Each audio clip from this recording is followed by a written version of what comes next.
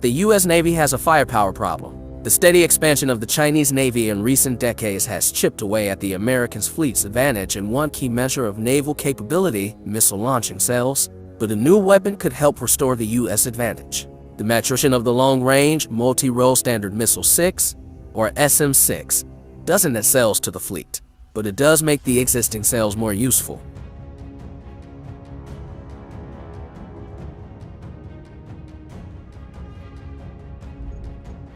A warship is only as powerful as its munitions. For the first few decades of the post-World War II missile age, a ship generally sailed with a dedicated launcher for each missile type in its magazine.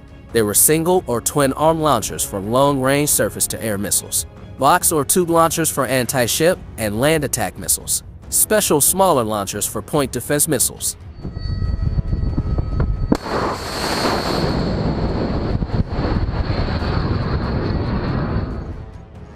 Each launcher takes up space and consumes power and other resources, which is why during a key moment in naval development in the early 1980s, the U.S. Navy began installing on its main warships packs of vertical missile cells and modifying different missile types to fit the cells. Consider the Ticonderoga-class cruisers, 27 of which were commissioned between 1983 and 1994. The oldest 5 cruisers, now decommissioned, came with old-style launchers, each capable of firing just 1 or 2 missile types. That limited the vessel's overall capacity to just 88 missiles each.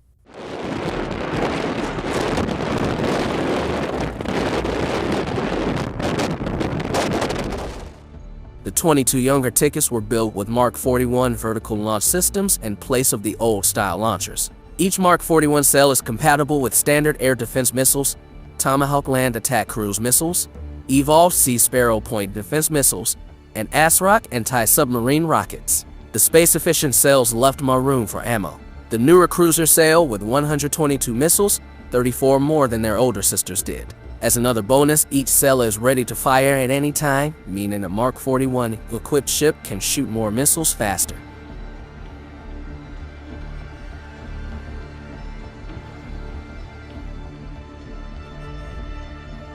The advent of the Mark 41 changed how the United States builds and deploys warships. Each ship packed more missiles than ever, allowing fleet planners to deploy greater firepower with fewer hulls, which is why in the 1990s and 2000s, the Navy got smaller in terms of ships numbers, but actually got bigger in terms of war-ready missiles. Today, the Navy's 300 frontline vessels pack around 10,000 missile cells. Compare that to the Chinese Navy, which has more ships but deploys many fewer missiles, around 3,300 total. Not coincidentally, the Chinese fleet is only beginning to equip its major surface combatants with missile cells.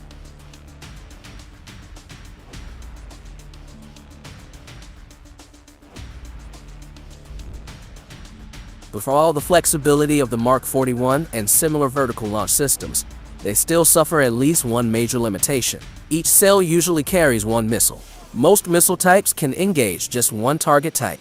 An SM-2 air defense missile really only works against targets in the air. An SM-3 is best for shooting down incoming ballistic missiles at very high altitudes. A Tomahawk cruise missile is for destroying targets on land or at sea, depending on the model, etc.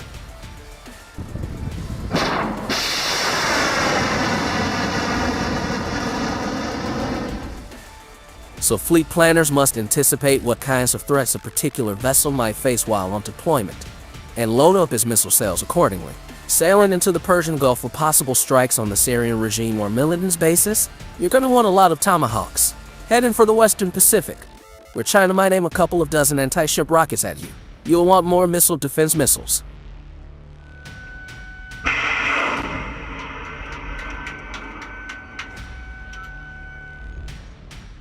If the whole U.S. fleet sortied at once, it could bring 10,000 missiles to bear.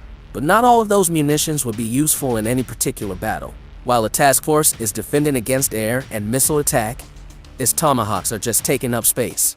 But if a missile were equally capable of striking targets in the air, at sea, and on the ground, then every cell loaded with that missile type is equally useful in a wide variety of engagements. The Mark 41 is a universal launcher.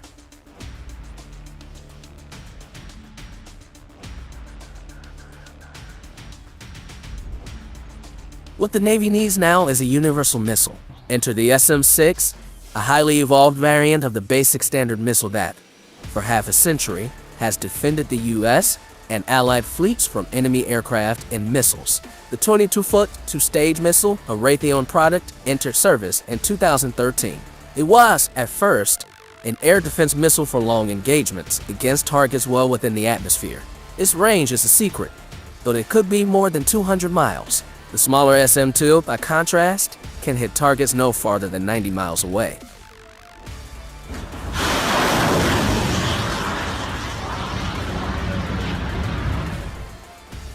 It didn't take long for the Navy to discover that the SM-6 with its sophisticated seeker, which Raytheon borrowed from the AMRAAM air-to-air missile, works against ballistic missiles, ships, and ground targets too.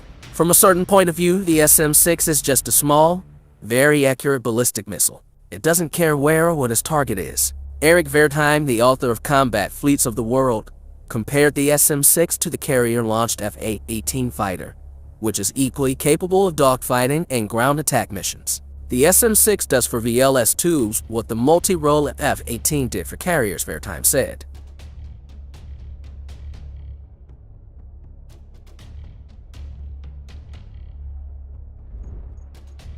The U.S. Army certainly appreciates the missile's flexibility. The service late last year announced it would acquire ground-launched SM-6s for its new anti-ship mission. Desperate to deploy more firepower in the Western Pacific, the Navy finally has begun internalizing the SM-6's multi-mission potential. In a high-tech war game on Sunday, the Pacific Fleet sent stealthy robot boats and flying drones to spot a barge target for the destroyer USS John Finn. The destroyer fired an SM-6 and destroyed the barge well beyond the line of sight, according to the Navy.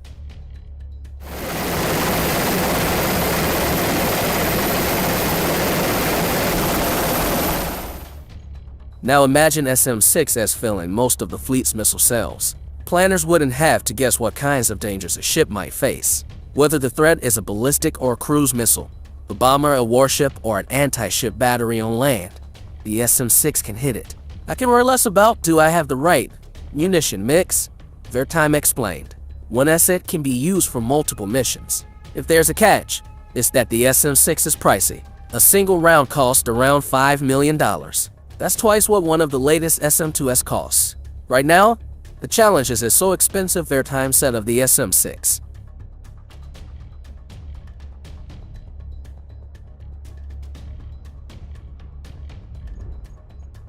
But the price should drop as production ramps up and economies of scale kick in.